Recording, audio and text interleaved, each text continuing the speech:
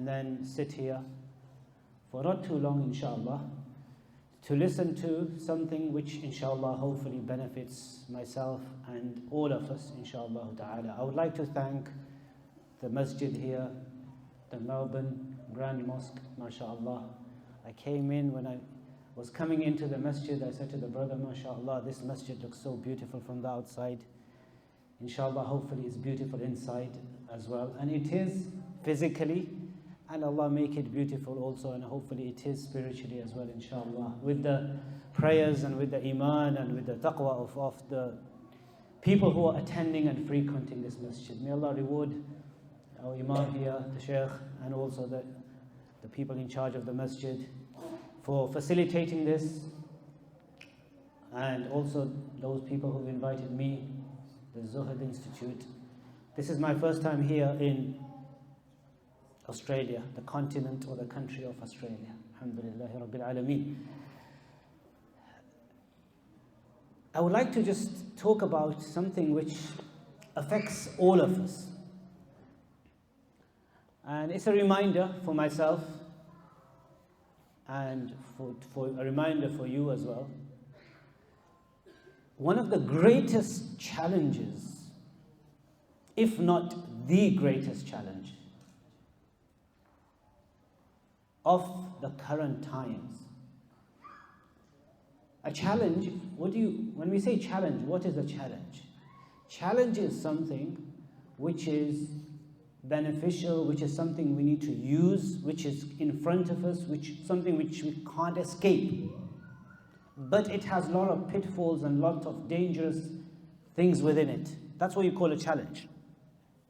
You know, one of the translations for the word in Arabic, fitna, is a challenge. One of the translations. The word fitna in Arabic is a very comprehensive, very deep word, very sophisticated word. You can't really translate it with one word in English. There are lots of terms in Arabic that you can't translate them with one English word. And fitna is one of those. A trial, a test, a challenge. So fitna is not always bad. Fitna is a test. It's a trial. It's a challenge. It's something that you can't avoid, but at the same time, there are a lot of pitfalls. It's very dangerous, very delicate, very dangerous, and a person could fall into a lot of harms. That's what we call something that's fitna. Test, challenge, trial, fitna. So what is that greatest test? One of the greatest tests, or one of the greatest challenges or what is the greatest challenge of the current times? What is it? I'm just trying to get your attention so that, you know, the Messenger sallallahu alayhi wa alihi wa sahbihi wa sallam used to say, "Ala ukhbirukum? Shall I not tell you of something?" And then the Sahaba said, he would get their attention, draw their attention. This is one of the etiquettes for the teachers, whether in the school or wherever. One of the methods of teaching is, shall I not inform you of something? Shall I tell you something that's so amazing or so beneficial or so disastrous or so dangerous? So you get the attention, catch the attention, and then you mention it. There's a book written in Arabic called Al-Rasul Al-Muallim sallallahu alayhi wa sallam, written by a great sheikh of recent times, Sheikh Abdul Fattah Abu Ghudda, rahimahullah ta'ala, which is translated, I think, into English, Methods of Teaching, Prophetic Teaching. And he describes all the ways of teaching. And if those of you who are in teaching, whether in school, university, college, or whatever, it's good to read that book, Methods of Teaching. So anyway, I still haven't told you what that challenge is.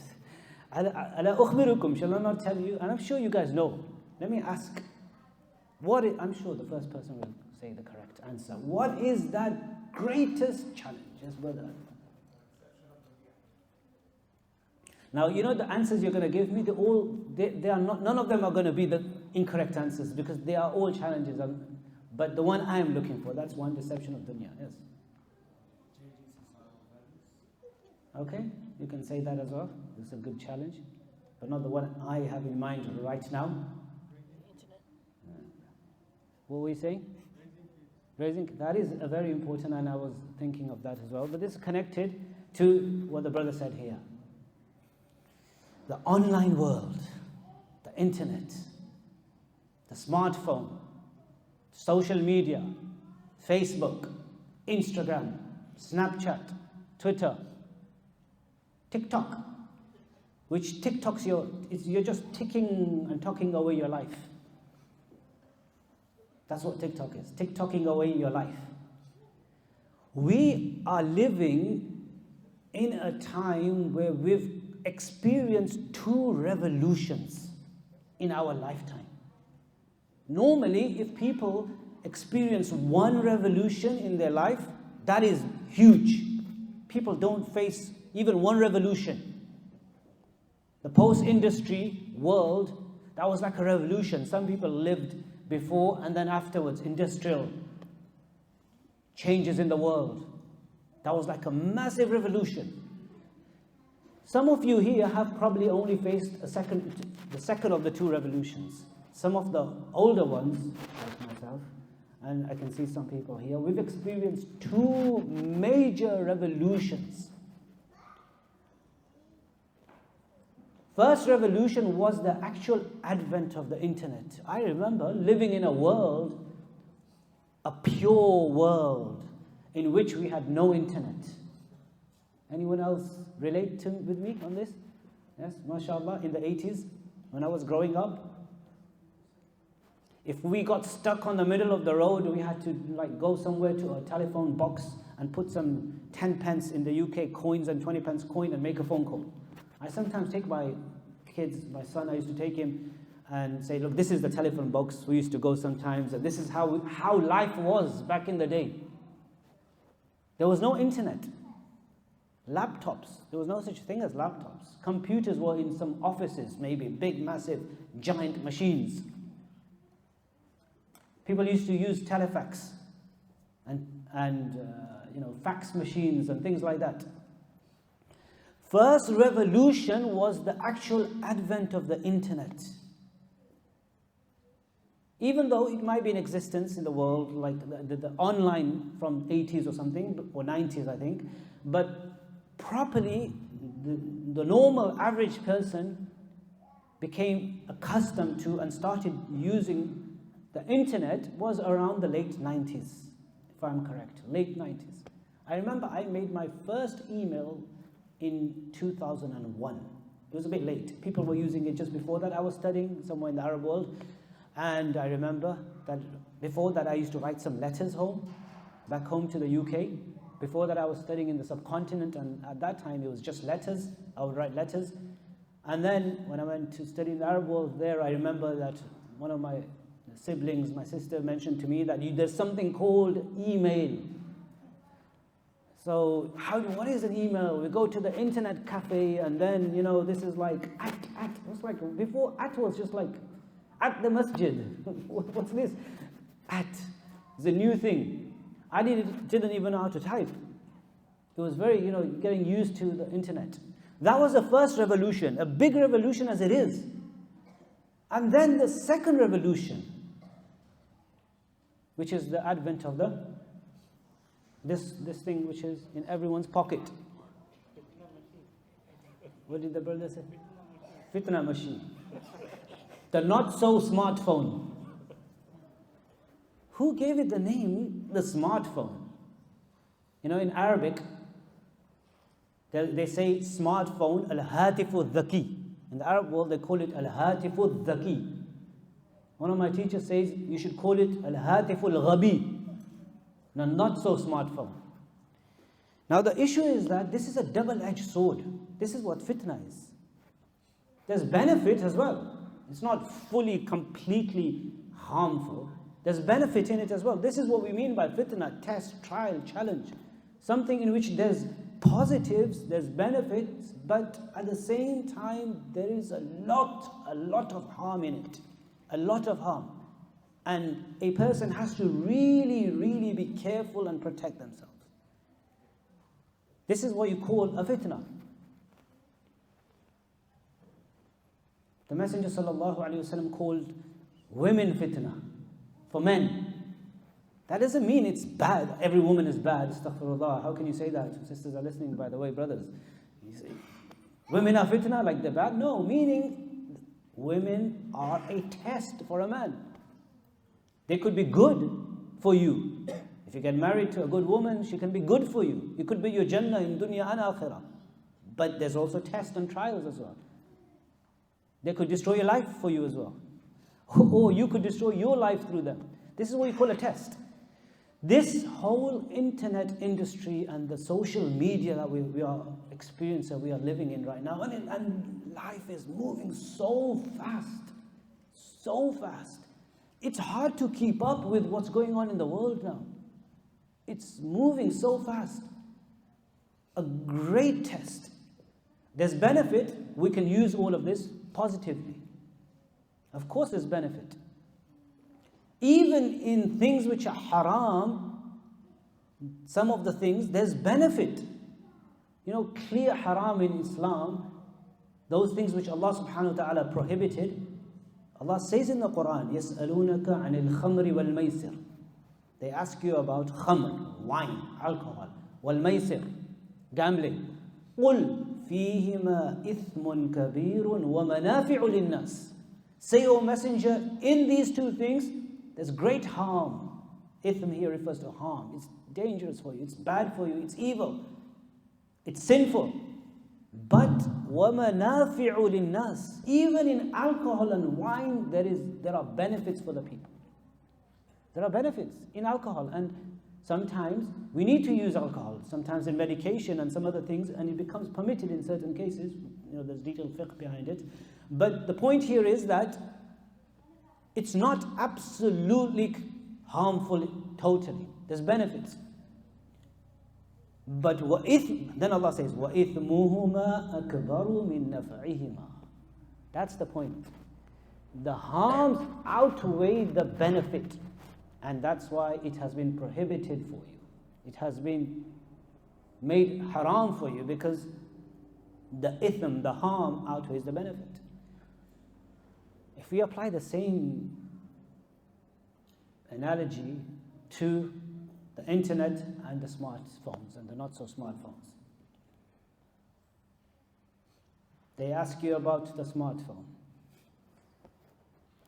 Say in the smartphone. I mean, I don't think you should say it like that, because you're trying to make it like a verse of the Quran. But the same thing, point, about this internet and the smartphone and that we have. It has benefits, also harm. Now the question is, in terms of whether it's actually permissible or halal to use this or not, same criteria. Does the harm outweigh the benefit, or the benefit outweigh the harm?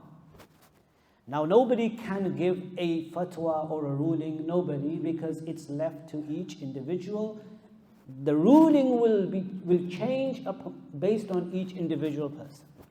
For some people, keeping a smartphone, a mobile phone, and you being attached to the internet is probably harmful. There's more harms, and because there's more harms, it's haram. We have to think about this, that sometimes having a smartphone is probably unlawful for us. Nobody can decide. Istafti qalbak. Ask your own heart. Everyone needs to decide and judge for their own selves. For some people it's unlawful, for some people it's lawful. It depends. So this is something that it's a massive, massive challenge, especially with our youngsters, with our children, with our youth. Parents really need to, like the brother was saying, that's another challenge, you tie it in. There are many, many harms attached to it. One of the main harms attached to the internet world and the smartphone is the issue of addiction. This is highly addictive, super highly addictive. It's more addictive than drugs. People can't leave this for a second. We all know, we have a bit of addiction. I'm talking about myself as well. Some sort of addiction we all have, like always, it's in our hand. Imagine before we used to move around and walk around without something being attached to us. This is straight away, as soon in the salah, there. In the car, there. It's just there with me. It's like your heart and soul and life. Everything, always, everything's in here. We can't. This is everything mine. This belongs to me. Without this, I'm half dead. I can't be alive. This is my soul. This is how the world has become. This is my soul, my ruh, my spirit, my soul, my life. Everything is, without this, I am, if I lose this, imagine if I lose this, and I have a lot of scares like that because, I misplace things quite a bit. Where's my phone gone? It's like half of my life's gone. Everything's in here. The addiction, the connection, the attachment, is it taking us away from Allah subhanahu wa ta'ala? Is it taking away from our real life relationships? Is it taking away us from our families, our children? How much time do we have? How much time do we spend with real life interactions? People are more, they give more time to those who are in their phones than those who are in front of them. We give more time. I was thinking this, that why do we like people in our phone more than people in front of us? Why? Are the people in the phones better? Are they more nicer, or are they better? There's people in front of you, but we give more attention to those who are on Snapchat or Twitter or Facebook or WhatsApp or somewhere. Why are they more important than those right in front of us? Why? That's a question. There is an answer for it as well. The answer for that is basically because the people in front of us, they irritate us. They might say something. We don't have those life skills to talk to them. It's easy to converse with, communicate with people who are not in front of us. It's like, there's people who go, they live an imaginary life. They look different to what they look in real life. You can change the color of your eyes. You can change the complexion. You can do all this filtering on Snapchat and all these places. They feel good about themselves. A lot of the females, they are unhappy with how they look, how they are, how their relationship is, how their marriage is, how their friendship is. This is an imaginary virtual world. I look different to what I am really. It's a whole different imaginary world. And they become used to the imaginary world. It's all in the brain. And there's people, they talk to people, they might say, wow, you look amazing. You look amazing. No one in real life tells you look amazing. So they want to get all the upliftment and all this thing in from the phone. It's quite dangerous. People have lost real life skills. They've lost confidence, real life confidence, being able to talk, converse with people. They become introverts. They become so quiet in their own world. They rather go into their bedroom and close the door and then just go on there and talk to thousands of people. And then the brain is what we say in Arabic, mushawwah, like confused. It's everywhere. I mentioned this once recently, that Allah subhanahu wa ta'ala did not create our brain to be connected to thousands of people at the same time. It's like our brain, we've got wires. Like, just imagine, this is a human brain, and there's 4 billion wires, like all wires going, one's going to Australia, one's going to New Zealand, and there's wires like the whole world to the brain. It's going to get ill and sick, the brain. Imagine being connected to thousands of people at the same time. We'll get ill and sick. This is the reason why people get depressed. One of the greatest illnesses of today's time is not cancer. One of the greatest illnesses is depression, anxiety, depression, mental health. And there are studies, experts will tell you the same thing. The reason for mental health, the main primary reason for mental health issues is the online world, social media.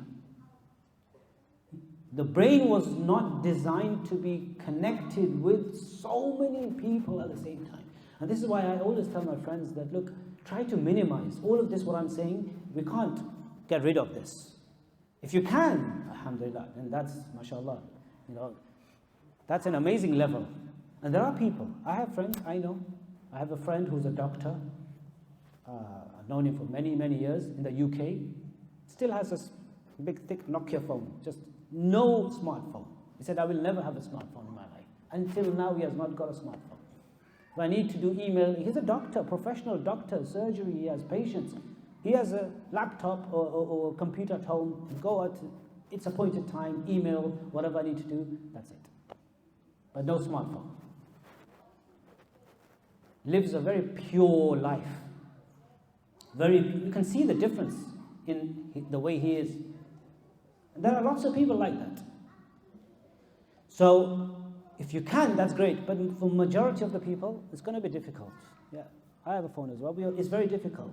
But the point is that we need to really, really manage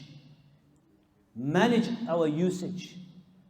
Addiction is a massive problem. And along with addiction, there's wastage of time.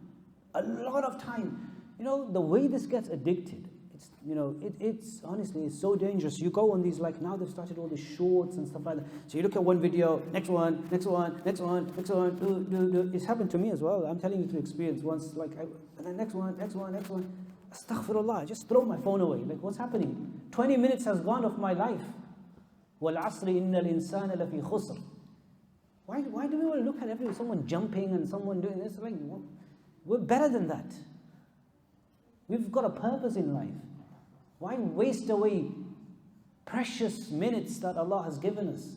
وَالْعَصْرِ إِنَّ الْإِنسَانَ لَفِي خُسْرٍ. Allah took an oath by the time. Insan is in khusran. إِلَّا الَّذِينَ آمَنُوا وَعَمِلُوا الصَّالِحَاتِ وَتَوَاصَوْا بِالْحَقِّ وَتَوَاصَوْا بِالصَّبْرِ. So this addiction, minimize. WhatsApp is very common, right? I honestly really urge and request, try to minimize usage of WhatsApp. As less groups you are part of, the better for your function, for your brain, for your sanity, for your health, for everything. I, until now, cannot fathom or understand how a person could be in more than 10 groups with hundreds of people. I don't know how someone can do it.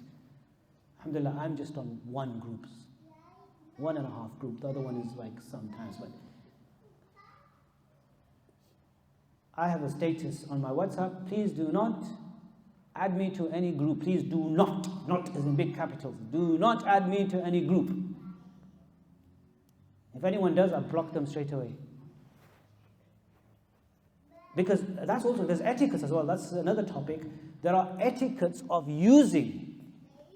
Maybe that's a different point that I can come to, but I don't want to go into too much detail. I don't want to do a long talk, but there's another whole discussion about the adab of using the phone. There's books written on this topic in Arabic, in Urdu, in other languages.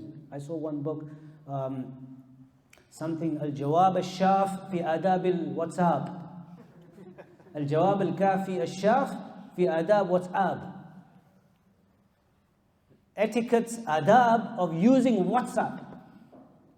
One of the etiquettes is that do not add people to groups without seeking the permission. It's unlawful, you're inconveniencing others. Some people broadcast messages. Every 2-3 days, a message. Have you asked the person permission? Every few minutes, without seeking permission, sending the messages. Even if it's Islamic. Unless that person is your good friend and you know them, or they have told you, yeah, add me. But just keep on, even if it's Islamic, it's not like you keep on sending messages. You can inconvenience others. So there's also etiquettes. But the point I was saying here, the addiction and the wastage of time, try to minimize. Just go through the groups like, I don't need to be in this, I don't need to be in this. There's so much information. It's going to hurt the brain. Just go and sit on a beach and take some fresh air and, enjoy, the beauty, the nature that Allah has given, and, real life. Spend time with the family. Every family should have a gadget-free zone. Every family should have at least an hour or 2, which is gadget-free zone. Which means everyone, the father, the mother, the husband, the wife, and the children, everybody puts their phone away. Not just put it away, switch it off. That's it. We should be role models. The father should, my phone off. What time is it? 7 p.m. This is the time. Nobody uses any gadgets in our house. Switch off. On top, there should be one place. Everybody, maybe in that time you can have a dinner together, a meal together, where people actually talk to one another. Families eat, but everyone's on their own phone. Like everyone's eating, Gee, it's crazy, isn't it? Husband and wives are WhatsApping each other. She's upstairs and she's WhatsApping and messaging, text messaging. Downstairs. People, this I heard as well recently, people take this in the washroom, in the toilet. They are sitting in the toilet for half an hour on the phone. Shaitan is making us stay there in this filthy place for a longer period because people are on their phones. Reading stuff in the toilet. That's a place not to go and relax and, I know they call it a restroom, but you're not supposed to go and rest there. It's not a resting place. إن هذه it's a hadith, muhtadara, something muhtadara. These places are attended by the shaitan, filthy places. That's why we read the dua. Allahumma inni a'udhu bika minal khubuthi wal khaba'ith. Khubuth is a plural of khabith.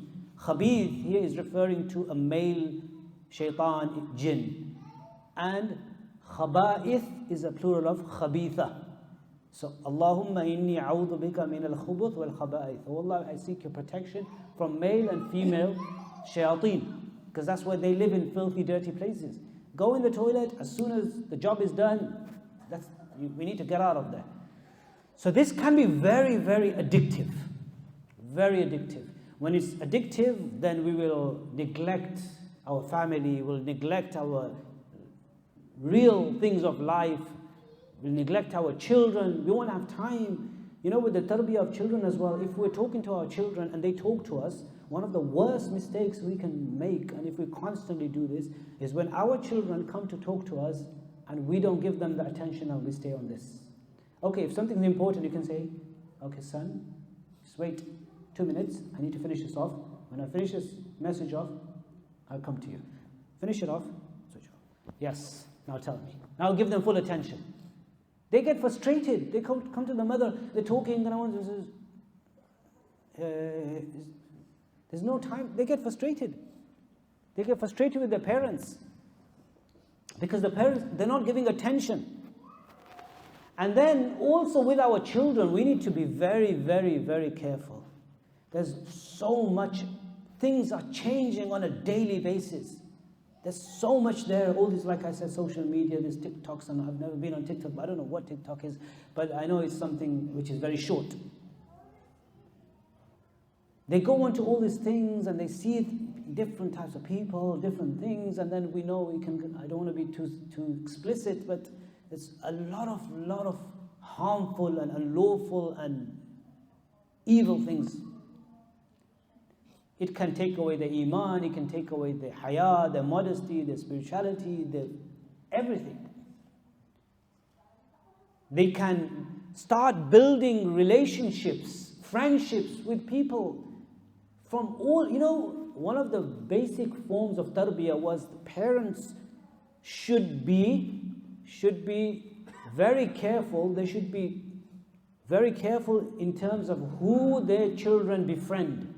They should find good suhbah and good friends for their children. If they're on the internet, if they're on the online world, we don't know who they are friends with. What's this other thing that people go on? A lot of children go on.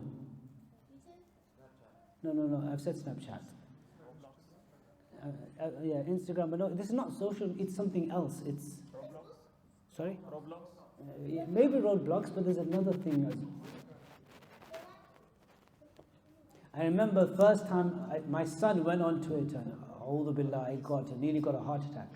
Discord.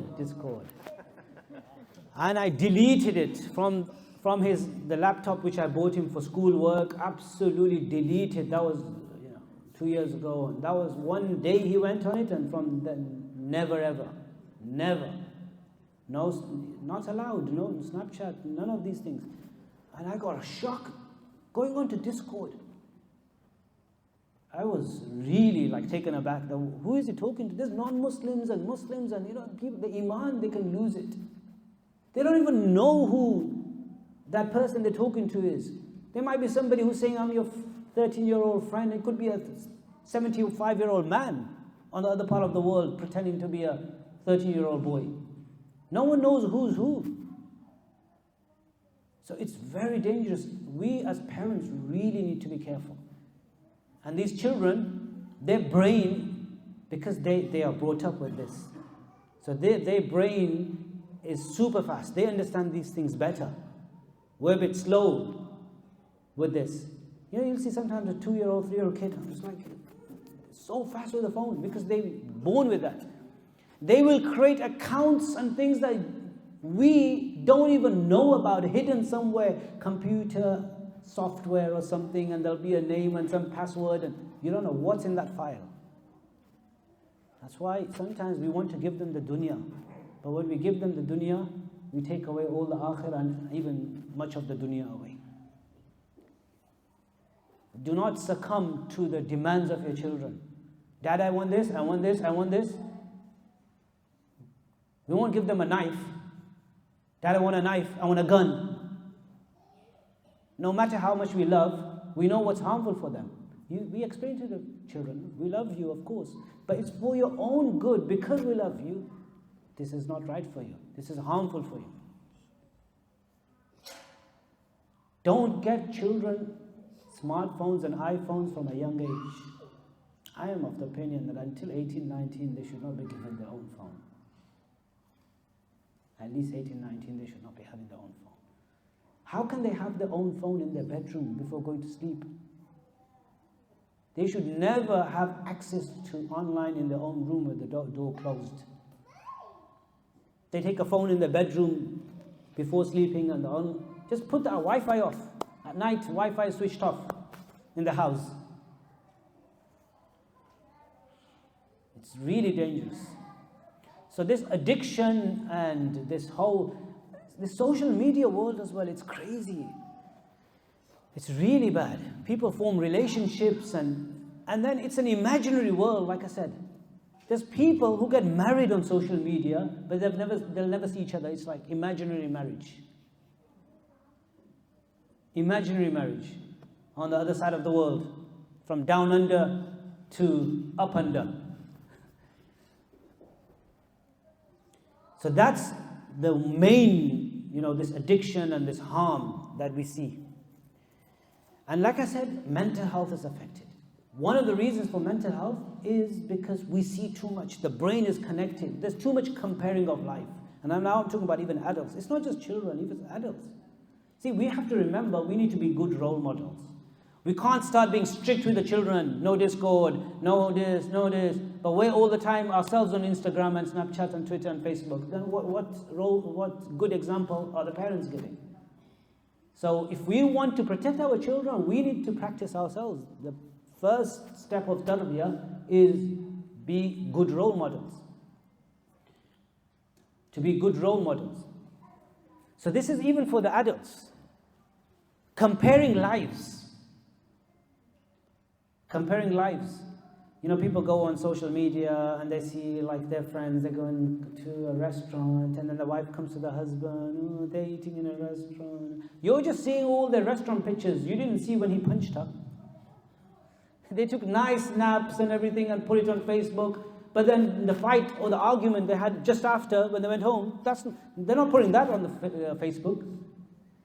Never compare our lives with the lives of others. Do not compare your house to other people's house. Do not compare your car to the car of other people. Don't compare your marriage to the marriage of other people. Don't compare your wife with someone else's wife. Don't compare your husband with someone else's husband. No, not your children with anyone else's children. Everyone's different. Everyone's different. And rather, the hadith, the Messenger ﷺ said that in the dunya, unzuru ila man huwa asfala minkum. Look at people below you in the dunya. Do not look at people above you. Look at people below you. We, in this, first world countries, in the modern world, all of us are probably better than 70-80% of people living in other parts of the world. But we always look at people above us. لا تنظروا إلى من هو فوقكم. Words of the hadith of the Messenger sallallahu alayhi wa sallam in Sahih Muslim. فإنه أجدر, I can't recall Arabic here, but this will make you grateful, more likely to make you grateful to the ni'mah of Allah subhanahu wa ta'ala. And there's another hadith where the Messenger sallallahu alayhi wa sallam said that if you happen to see someone, so intentionally do not go and see people better than, well off than you. But if you happen to see, you didn't specifically go, but you happen to see someone in a better state. If you just came out of the masjid here and you just saw a Ferrari, it came to you, then the hadith says, then go specifically seek out people below you after that. Think about people who don't even have a car, people who are in prisons, people who can't have barely anything to eat, they're in poverty. All of this makes you grateful to the ni'mah of Allah. Social media is completely opposite. It's completely opposite to that. Because you're seeing everything and anything deliberately, intentionally, and it makes us really in an uncertain state. And then also the fact that now people can't be happy in life, and I was talking about this the other day, without broadcasting their life. I mentioned this the other day in the talk. We need to learn to be happy without having the need to share what food I'm eating. If there's a need to share some pictures and things like that for some benefit, proper worldly benefit, you've got a business or something like that, that's part of your business, you need to put something up or something like that, or if it's an Islamic issue, if there's a proper benefit, then fine. But if there's not benefit, it's just wanting, this is what Snapchat is about. People just take pictures and videos, like, this is what I'm doing, this is what I'm eating, this is what I'm went to the toilet, I burped, I passed wind, this is what I'm doing, or anything good, or these are the chocolates I'm eating. Before, you used to just eat it, but now, until people don't know that I'm doing this, I'm not happy. So we need to learn how to be happy without people knowing about this. This goes back to this, whole people knowing about our lives. So mental health is an issue, addiction is an issue, life comparing is an issue. And one of the worst things is people become apostates. They leave Islam. Social media and the internet world is one of the most powerful means of people leaving Deen and Iman.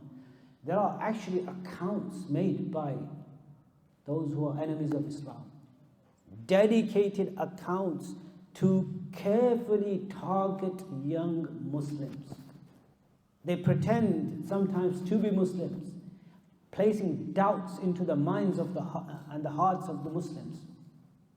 Question you your religion, question you about everything. We have no control. Suhba, we make sure our children are going to the masjid and they stay in our environment, but there's another world that they're living in. We have no control over it. And then we complain one day if one of our children, a'udhu billah, Allah forbid, they come and say, your son comes and says that I'm your daughter. It's dangerous. But the responsibility is that from the beginning we make sure. Sometimes we don't wake up until the boat has gone sailing. It's too late. When our children become 18, 19, and then we see all these things, then we say, oh, what's happened? It's too long, it's too late now. Tarbiyah starts from a young age, from the beginning, from when they're 1, 2, 3, we need to protect them. So there are lots of harms of the whole social media world. And there's so many other things as well. But I think, inshallah, we get the point with these few aspects of social media. May Allah subhanahu wa ta'ala protect our iman, protect the iman of our children, and give us the good understanding of deen, make us prosperous in this life, make us prosperous in the next life. Life is too short to waste away on social media, on the internet, generally. Inshallah ta'ala. I think I'm going to end with this. I gave a very short talk today, I think. Shorter than normal days, or is it the same? How long have I spoken for? How many? 20 minutes? Alhamdulillah. So inshallah, but anyway, if I think anyone has any questions, we can take 5-10 minutes, some questions, and then we'll end with that, inshallah. Jazakumullahu khairan. What is your general understanding towards after having kids? How tarbiyah should be done? What's the general formula? What would you suggest to people? Yeah, that's a very, general question which requires, but general formula, there's lots of things. One of the main things is that make sure that the children stay in good suhbah, good companionship. Bringing them to the masjid, always attaching themselves to the people of deen, to the masjid, to pious people, taking them to good gatherings. Giving them time, very important. This is what I'm saying, giving them time. Children need time. We need to spend time with them. At least one meal, there's no extra things, just basic things. At least one meal as a family, people should have one meal a day where everybody eats together. At least one meal. We should try that. At least one meal where the husband, wife, mother, father, children, everyone, they sit together and they have a meal together. So things like that. And then slowly give them Islamic education, secular education. When they become 7 years, the Messenger ﷺ said in a hadith, "Muru awladakum bis salati wa hum abna'u sab'a sinin." When they're 7 years old, command them to pray. So they start praying. Bring in their hearts love for deen, for Islam, for the masjid, for pious people, for the scholars, for books, for the book of Allah. And inshallah you will see that these things will rub off on them in a nice way, inshallah.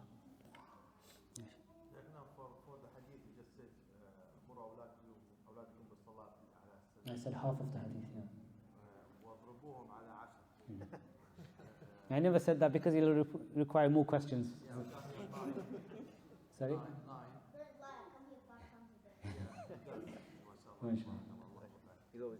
MashaAllah.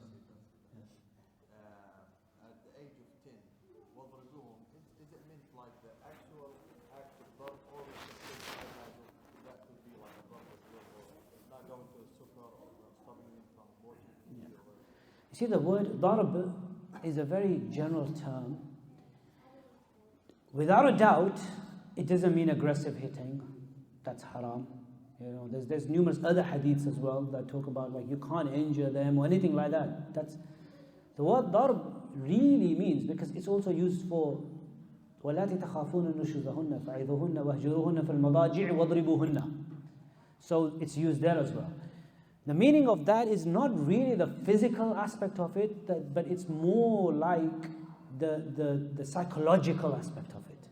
So you're a father or you're a mother who is always very calm, or your husband very calm, you never even raise your voice at all. But one day, if they are doing something wrong, it's like putting your hand like this on them. You mean business. This is someone who doesn't even raise their voice. So kind and sweet and compassionate and merciful, so loving and so caring. You just have to look at them like this. Sometimes this is tarbiyah. Sometimes the father just has to just look. That's it. Nothing else. So this is that type of darb. That's why some of the narration says it's like a siwak. So it's just like a tap. Especially in the وَضْرِبُوهُنَّ, Mufassirun, when they explain in the books of tafsir, قَالَ مُجَاهِدْ وَقَالَ وَقَالَ, they say like a siwak. It's like just a tap. So it's not the physical injury, because that's not the objective. So psychological hit. We can't change the translation of the word. It means darb means darb. Yeah? It doesn't mean something else. But the explanation of that darb is that it's more of a psychological thing. So, but there shouldn't be a need for that. Inshallah, if you do the tarbiyah, then you just have to tell them, and they will pray, inshallah.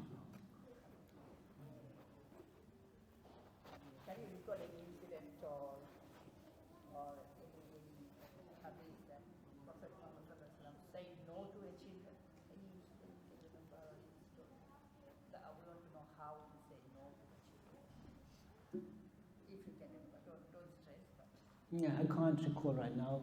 Probably he never said no to anyone. This is what it was. Sallallahu alaihi wasallam. Yes, brother. How do we deal with conflicting, understandings of the implications of social media and the internet on restrictions to the children? So, in terms of parents, let's say, for example, the father is a lot more stricter in that way of limiting the children's use of social media and access to the internet, whilst the mother maybe because she also may be involved in social media. How do we sort of go about it in terms of... Yeah, that's a massive problem. You see, a good tarbiyah of children is only really properly possible when both the mother and father are on board. They are on the same team. If the father is on another team and the mother is on another team, then a lot of things are not going to work. So beforehand, they both need to try to get onto the same team, do a transfer. And either you transfer to her team or she transfers to your team, but someone has to transfer. I think just generally come to an understanding that, look, for the sake of our children, let's see. If there's disagreements, then let's go and speak to some experts, put someone else in the middle, people who are experts in the field, people who are good, maybe imams or religious people, but it doesn't always have to be imams, even experts. Let's go and talk to them, what's really harmful and what's not harmful, and then once you do that, then you both need to be together on the same, page. But sometimes it happens. It's like one spouse is always using the phone and always on the phone and always on social media and Snapchat as well. It's like the words as well as chat, Snapchat. It's just chatting away, chat. WhatsApp as well. It's from the word what's up. That's what's up, like what's up, and that's it. So we should really limit our time on WhatsApp as well. Just constant messaging is not good. I was saying once in a talk that if you really need to talk, just pick up the phone and make a phone call. What you will message each other for 5 hours, if you just pick up the phone, you can talk about that in 10 minutes. Assalamu alaikum, alaikum salam, how are you? I'm good, alhamdulillah, great. What are you cooking? Oh, what are you doing? Do. 2 hours of conversation. If you picked up the phone, Assalamu alaikum, in 10 minutes, that whole conversation. Try it. Check your 2 hours of messaging and just talk to each other, just read those out, and in 10 minutes that will be done. Time is short, time is limited. So long, drawn out messaging, it wastes a lot of time. And what we need to also do, that we should try to have some things, important things, objectives in life, that you're so busy that you don't have time for all of this. If you're so busy with other things, we should inculcate the love of reading books in our children, along with the book of Allah subhanahu wa ta'ala and Islamic books, seerah of the Messenger sallallahu alaihi wasallam. But also if there are other books, beneficial books, you can vet the books, read yourself the book, find out what the book is about. Be careful about books as well. Yeah, they can't just read any book. So you should. My daughter loves to read, but I go with her to the library, and I make sure, and I read the blurb, and then I'll browse through the book, and that's why then I know what the storyline is, etc. And then if I see that because sometimes the messages given in these books are also very, very problematic. So once you know that the message is good, then you give that book. Say, read. It's good to read. It's good for them to read books if it's a non-Islamic book. So these type of things for children, for ourselves as well. If we have objectives in life and things to do and we get busy, get them involved with activities in the local masjid. Students and children groups, and get them busy with that. They have a focus, they have something, an aim and goal. Even if it's showing off, no problem. Young children, ikhlas and all that comes afterwards. You don't have to worry. 5-year-old, I'm doing it for Allah. It's like, just do it, show off. You're the best. Show off in front of the people, and you can read the best Quran, and you can read the best. So much hadith. Put a challenge to them. Let's see if you can memorize 100 hadiths. in 2 months, how many hadiths are you going to memorize in Arabic? لا تغضب كن في الدنيا كأنك غريب إنما الأعمال بالنيات. Every day one hadith, along with recitation of the book of Allah and memorizing that. There's so many things we can do. Inshallah ta'ala, may Allah make it easy for us. It's test, it's a trial, it's difficult. In these times, it's a massive test. Inshallah we can head with that. Inshallah. جزاك الله خير. أقول قولي هذا وأستغفر الله وصلى الله وسلم على سيدنا محمد وعلى آله وصحبه وسلم. السلام عليكم ورحمة الله.